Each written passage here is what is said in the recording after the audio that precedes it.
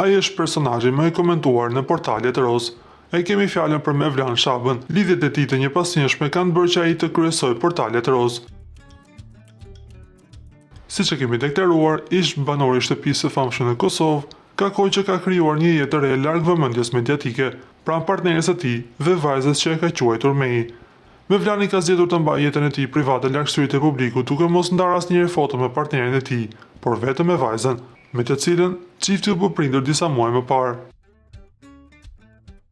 Por këtë herë, ai ka publikuar për herë të parë imazhin e plotë të familjes së Mevlanit, duke publikuar një portret të ngrohtë të ëmbël familjar.